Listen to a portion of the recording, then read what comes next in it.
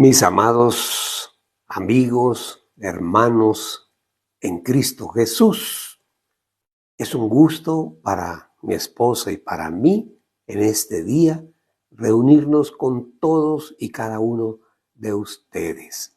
Estamos en un tiempo muy interesante porque la Semana Santa para nosotros es un tiempo de meditación, porque nosotros tenemos una convicción de que el Señor Jesús venció la muerte. Él está por encima absolutamente de la muerte, sin lugar a dudas. Y esa es nuestra esperanza. Un día nosotros moriremos, pero resucitaremos para el Señor. Porque Dios es el dueño, amo, Señor absoluto de la muerte. Hemos venido en este tiempo rememorando algunos sucesos de la crucifixión del Señor Jesús. Y créanme, he tomado un tiempo para entrar a investigar un poquito, a leer algunas cosas de algunos estudiosos de la palabra. Y créanme que estoy asombrado, porque la tortura, digamos, yo diría la sevicia cruel del ser humano, Dios santo, es terrible. He venido haciendo una investigación de cómo era que aplicaban la justicia y cómo era que ejecutaban a las personas a quienes castigaban con la muerte por muchas razones, pero más que todo, la razón casi que principal de la muerte de muchas personas, sobre todo hombres, era lo que se llama la sedición o la rebeldía.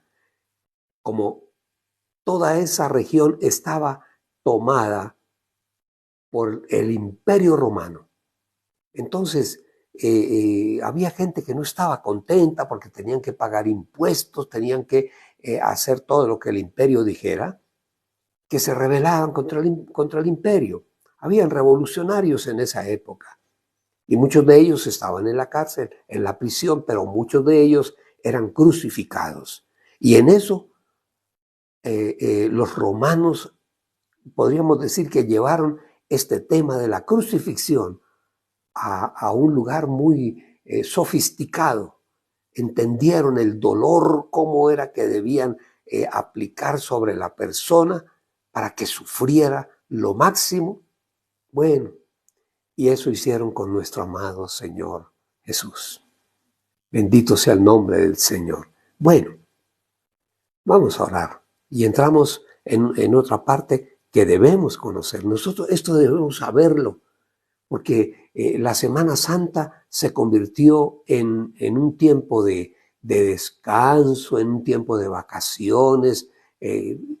Yo no es que diga que eso está mal, no, sino que a eso tenemos que sumarle el aprovechar este tiempo para estudiar, para leer la palabra, para investigar. Mire, créanme que he venido leyendo en algunos autores que hablan sobre la crucifixión y he aprendido cosas que nunca en mi vida yo había pensado. Está todo escrito en la historia de la humanidad, está todo escrito. Hay que consultarlo, hay que consultar y poder saber nosotros, porque hay gente que llega a dudar aún de la muerte y la resurrección del Señor Jesús. Llegan a dudar. Bueno, cada cual es dueño de hacer de su vida espiritual lo que quiera. El Señor nos obliga. Él no obliga a nadie. Caminamos con Él porque tomamos un día una decisión. Padre nuestro que estás en el cielo, santificado, exaltado, alabado, adorado, amado, respetado, exaltado, reconocido, en fin, sea por siempre tu santo, precioso y poderoso nombre. en este día, Señor, donde estamos recordando en esta semana la pasión de Cristo Jesús, de tu amado Hijo. Señor, háblanos, porque queremos saber, Señor, qué merecemos y cuál es nuestra obligación respecto a la redención. Tu Hijo fue entregado al malo, al perverso, al criminal, y fue llevado al castigo ignominioso, al castigo más horrendo que haya podido existir en la humanidad. Señor, hoy te damos gracias, Dios de la gloria, Padre eterno. Te damos gracias por tu Hijo, porque tú lo entregaste allí, Señor, como un cordero inmolado. El sacrificio perfecto por nuestros pecados. Señor, hoy te damos gracias. Gracias te damos, Padre bueno, porque en tu amor y en tu misericordia no escatimaste ni siquiera a tu Hijo por cada uno de nosotros. Señor, no somos dignos, pero tú nos hiciste dignos.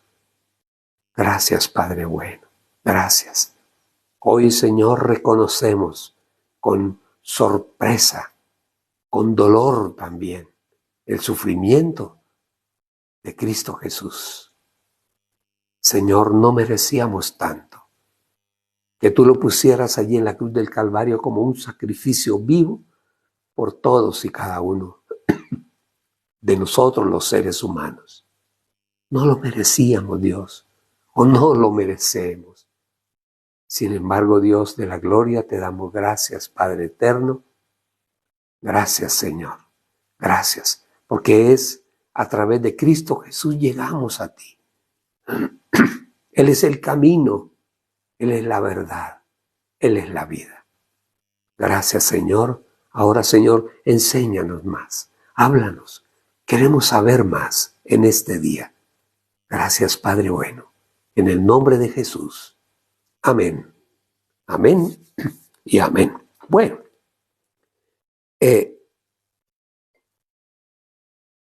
lo que estamos leyendo, mire, por el tiempo que tenemos, pues no puedo profundizar en algunas cosas, en algunos detalles, pero créanme que estoy sorprendido porque entrando a estudiar un poquito más todo el proceso de la muerte del Señor Jesús, uno llega a conclusiones increíbles. Cómo el ser humano en su corazón perverso no le importa acusar de una forma mentirosa, de una forma amañada a un inocente. Es increíble. Y más de saber que fueron los sumos sacerdotes del Sanedrín allí en la sinagoga los que pusieron las cartas sobre la mesa frente al gobernador de la región de Judea, que era Poncio Pilatos, para que el hombre no tuviese una salida, no pudiese, le cerraron toda la salida, él no quería. ¿Saben ustedes que Poncio Pilatos, o Pilatos como lo llamamos coloquialmente, él no quería la muerte del Señor Jesús, porque habló con él y le preguntó y al final, él dijo, yo no encuentro nada en este hombre. Entonces, ¿cómo es que ustedes lo quieren crucificar? ¿Cómo es que ustedes quieren matar a este hombre? Además, vamos a ver más adelante que la esposa vino a advertirle que no se metiera con ese hombre, porque ella había tenido unos sueños que no la dejaban dormir y estaba sufriendo mucho. Y bueno, de cierta manera, Pilatos llegó un momento en que él entregó al Señor al Sanedrín con la sentencia sobre la vida del Señor Jesús. Y bueno, empezamos a ver cómo fue todo. Vimos que ese tipo de castigo, un castigo horrible, terrible, la persona moría lentamente en un sufrimiento. Primero fue azotado, que yo digo, de cierta manera, bueno, Pilatos por congraciarse con la casta sacerdotal de aquella época, del Sanedrín, de la sinagoga, lo sometió al castigo de los azotes. Y él pensó, dijo, bueno, yo lo azoto y ellos conocen lo que significa los azotes y desistirán. Pero no, estaban llenos de odio, de rabia con el Señor. Y le fue aplicado el castigo de los 39 azotes, de los 40 menos 1. Porque ellos sabían que y era un castigo horrible, mis amados. Decía, eran 40 menos 1 porque al 39 azote la persona podía morir. Las probabilidades de morir solo por el azote eran muy altas. Y al Señor le dieron los 39 azotes. Bueno, el Señor fue azotado, fue herido, molido por nuestros pecados. Ese era el plan, el proyecto de Dios. Y esa es la parte, digamos, interesante para nosotros. Pero cuando vemos todo lo que el Señor tuvo que hacer para que se cumpliera la salvación en los seres humanos, bueno, Él tenía que cumplir un papel. Dios mismo hecho carne en Cristo Jesús. Entonces, hablando del Señor Jesús en la cruz, mire, les decía, un crucificado podía durar 3, 4 días en la cruz. Entonces, para que la persona no sufriera tanto, 3 días, 4 días, venían y le quebraban las piernas para que la persona ya no se apoyara más sobre sus piernas, sobre sus pies, sino que quedara colgando sostenida de solamente los brazos, de solamente los brazos. Y eso hacía que la persona llegaba a un momento que moría por asfixia, no solamente por el maltrato físico que le habían dado, sino por asfixia, porque llegó un momento que ya los músculos del torso no podían levantar los pulmones y la persona moría por asfixia. Juan 19:32 dice, fueron pues los soldados y quebraron las piernas al primero y asimismo al otro que había sido crucificado con él. Pero cuando llegaron a Jesús, como lo vieron ya muerto, no le quebraron las piernas. Santo, santo Dios. El Señor Jesús no resistió en su humanidad, en la humanidad, porque Él se hizo hombre para entregarse como un cordero en sacrificio. No resistió. A veces nos muestran en las películas, sobre todo, a un Señor Jesús fuerte, como un atleta. No, en ese tiempo el judío era más bien de estatura baja y no sabemos con exactitud. De pronto el Señor puede que sea un poquito más alto que los demás, pero la contención, la complexión física era de un hombre relativamente delgado. Caminaba horas y días para ir de una región a otra.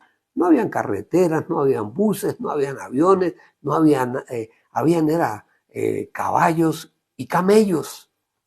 Pero el Señor iba a pie. Entonces era un hombre realmente delgado. Dice que cuando llegaron a Jesús, Lo encontraron ya muerto. Entonces no le quebraron las piernas. Y en eso se cumplía una palabra, una profecía, todo, absolutamente todo, toda la vida del Señor Jesús está escrita en el Antiguo Testamento. Todo, absolutamente todo.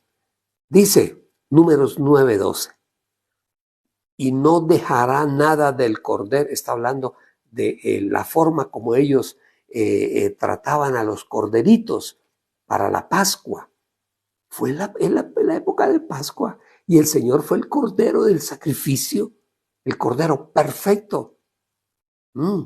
Y no dejará nada del cordero para el día siguiente, ni le quebrará un solo hueso. Eso estaba escrito. Y al Señor Jesús, como un cordero inmolado, no le fue quebrado ni un solo hueso.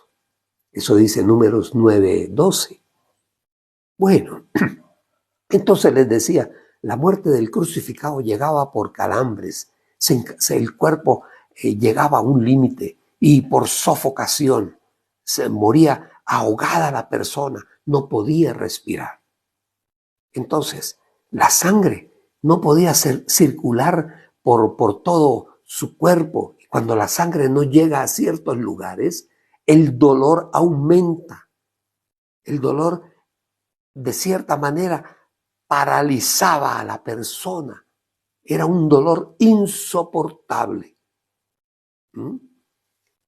Y eso no es habladurías. No, que eso a la verdad dirán los escépticos. Eso no es cierto. Eso, en esa época crucificaban a mucha gente. Y no, lo que la palabra dice, eso se cumplió absolutamente.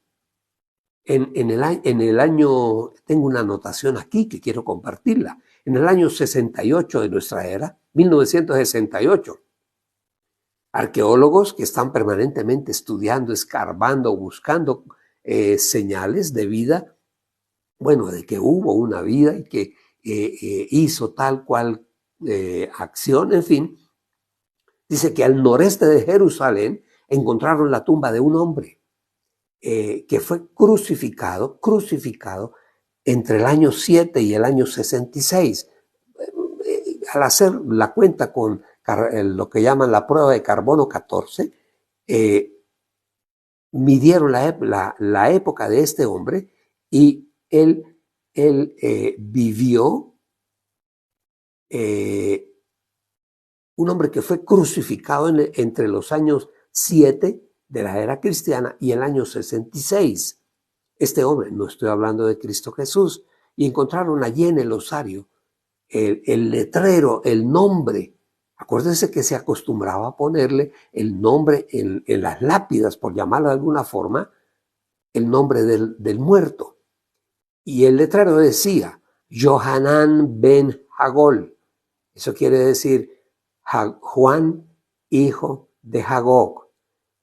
Y dice que en este cadáver los pies de esta persona había sido crucificada, estaban uno encima del otro, y había sido atravesado los dos pies con un solo clavo de 18 centímetros. No estoy hablando del Señor Jesús, estoy hablando de alguien que también fue crucificado en esa época.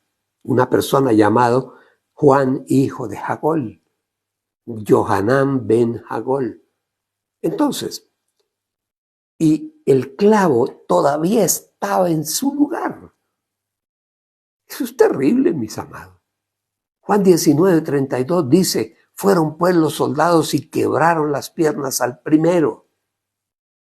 A los dos ladrones que fueron allí colgados en el monte del Calvario, monte de la Calavera, juntamente con el Señor Jesús.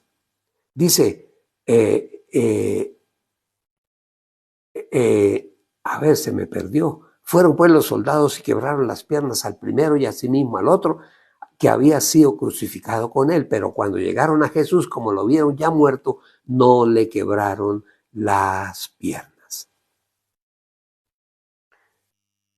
Vuelvo y repito, el Señor no era un hombre de una contextura física, atlética. No, era un hombre igual a todos. Y de cierta manera, no humanamente hablando, no pudo soportar su humanidad el castigo que le habían infringido. Lo más tremendo de todo, no pronunció una sola palabra. ¡Wow!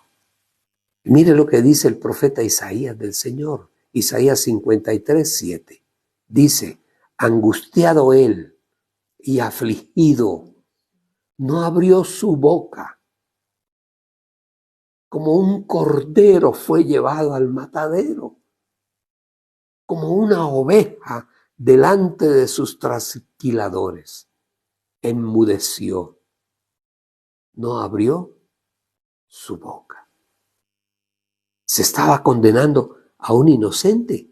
¿Saben ustedes que a la hora de la verdad verdadera, cuando Pilatos, que nosotros tenemos la idea que Pilatos era un hombre malísimo, pues sí, era un inconverso, era un hombre que disfrutaba su posición allí como gobernador de la Judea. Pero en un momento, para aplicar la justicia, era un hombre justo. Él dijo, yo no encuentro en este hombre pecado alguno, no encuentro falta alguna en él. Y él trató, oíganme bien, Pilatos, cuando hablamos de Pilatos, es más malo que Pilatos. Más malo eran los sacerdotes, que no les importaba que lo mataran a un inocente. Entonces, Pilatos, trató de cambiar la sentencia de muerte del Señor Jesús por un criminal también. ¿Se acuerdan ustedes? Barrabás.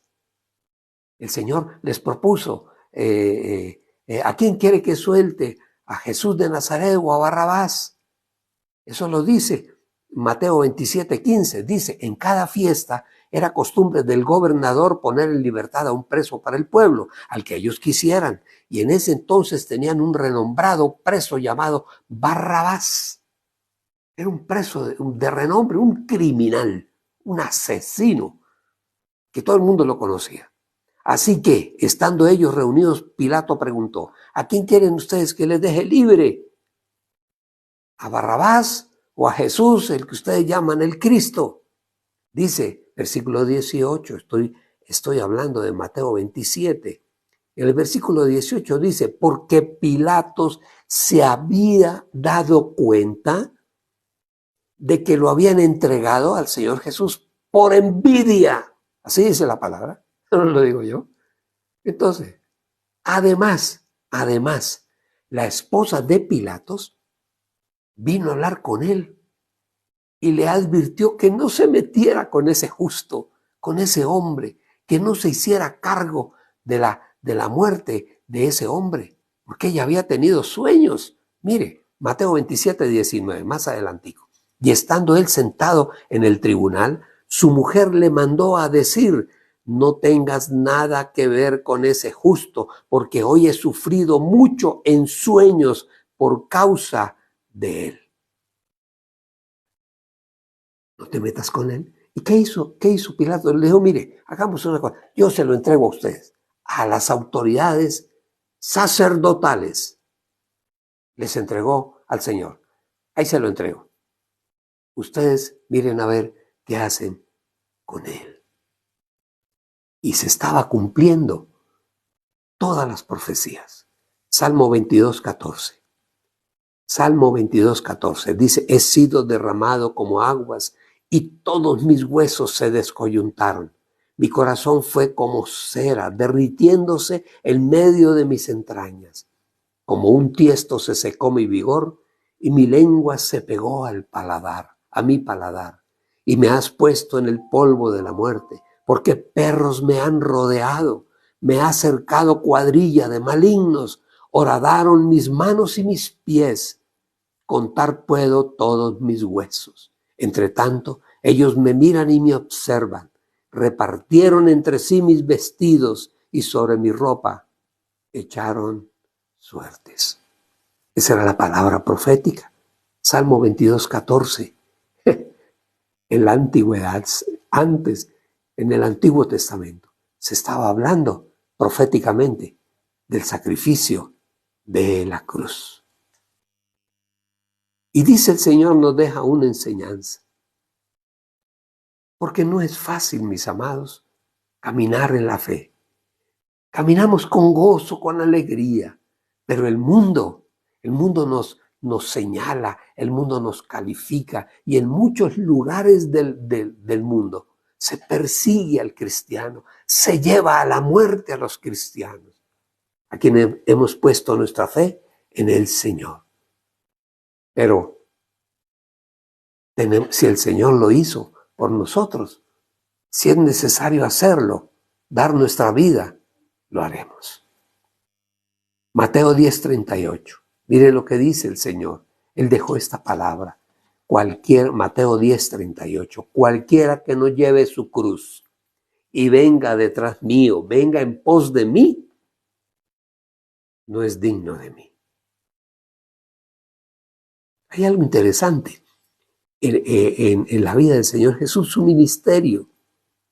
¿Saben ustedes que el ministerio del Señor Jesús nació aproximadamente en el año 29 y la fecha está más o menos fijada, porque en ese momento, cuando vino el momento de la muerte del Señor, se estaba celebrando la Pascua judía, y esa Pascua se celebra exactamente por este tiempo, por esta época, la época de la última semana de marzo, no recuerdo bien, la primera semana de abril.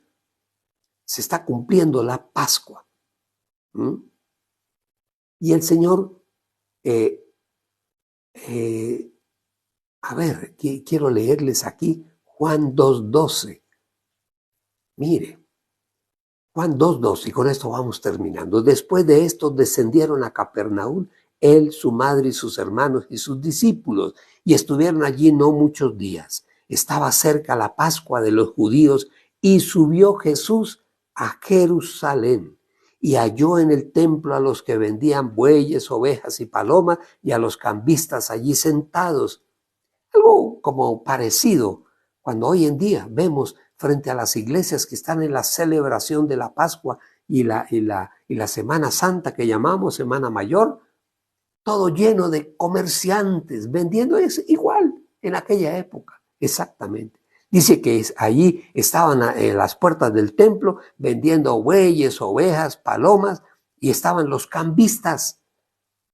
Allí estaban los que recibían los impuestos, porque venía gente de muchos lugares lejanos a la Pascua allí en Jerusalén.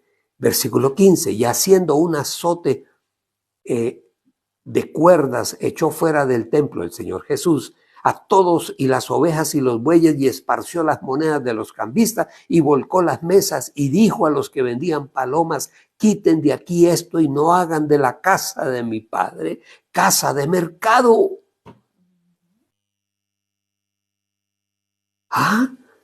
Entonces se acordaron sus discípulos que está escrito: el celo de tu casa me consume. Y vienen los judíos, los sacerdotes judíos, y le preguntan: bueno, ¿y usted por qué haces esto? ¿Qué señal nos quieres dar ya que estás haciendo ellos? Estás haciendo esto. Y Jesús le respondió: destruyan este templo y en 3 días lo levantaré. El Señor no estaba hablando del templo, estaba hablando de Él mismo. Destrúyanlo. Ustedes tienen ganas de matarme, de llevarme a la muerte. Destruyan este templo y en 3 días lo reconstruiré. Bendito sea el nombre del Señor. Esa era la invitación del Señor a seguirlo a Él. Y se cumplió la palabra. Al 3er día resucitó de entre los muertos. Bendito sea el Señor. Vamos a orar. Dejemos ahí. Mañana terminamos. Pues es difícil porque es demasiada la información que hay. Pero bueno, vamos a tratar de aprender lo más que podamos, lo máximo que podamos. Porque tenemos que saberlo. La muerte del Señor Jesús en una Semana Santa no fue un recreo, ni fue para descansar.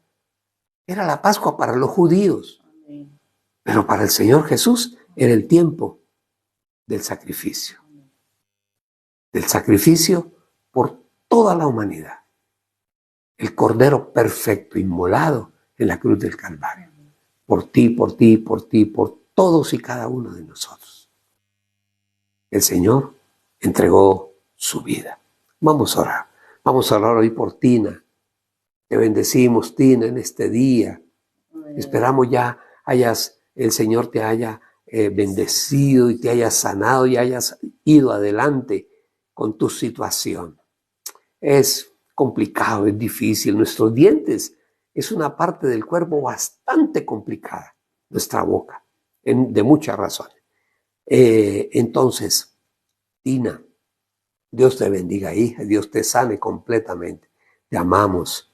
A ti y a Julianita. Las amamos, las queremos mucho y bendecimos toda la casa, del mayor, desde el viejo Alfonso, hasta los más pequeñitos, Jordi, Olivia, a Jorge, a todos en la casa, aún los trabajadores de la casa.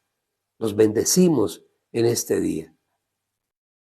Oramos también hoy por Rocío y Moisés, por la salud de Rocío. Ha estado un poquito delicada de salud. Y oramos también por la vida de Jorge, su papá. Grandes recuerdos tenemos de Jorge, de mi tocayo. Ay, Señor, mucha risa, nos reíamos mucho. Oramos también hoy por Jorge y Yolanda Dufo, por Gloria Ramírez, por Amparito y Guillermo, los bendecimos, los amamos. Oramos por el pastor Alberto y Omaira Sierra. Un par de misioneros preciosos están allí en Chiquinquirá, están en campaña con Alice y Edwin. Con Edwin y Alice están de campaña, que son pastores en San Gil. Ajá, qué lindo, qué bonito. A mí eso me llena de gozo y alegría. Oramos hoy también por Jorge y Yolanda Dufo, Gloria Ramírez, Amparito y Guillermo. Vuelvo y lo repito, el pastor Alberto y Omaira, los pastores Sigurd y su esposa Angélica, una pareja preciosa, con una iglesia poderosa. Dios los bendiga grandemente en esta Semana Santa. Están allí en el Rodadero, que alguna vez van al Rodadero.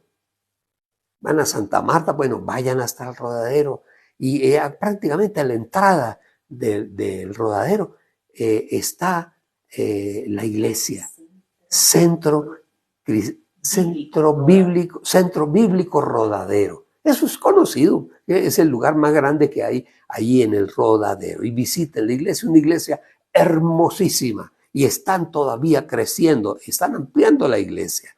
Entonces, bendecimos al pastor Higo y a la pastora María Angélica. Bendecimos también a los pastores Samuel y Sandra en San Gabriel, un par de misioneros preciosos.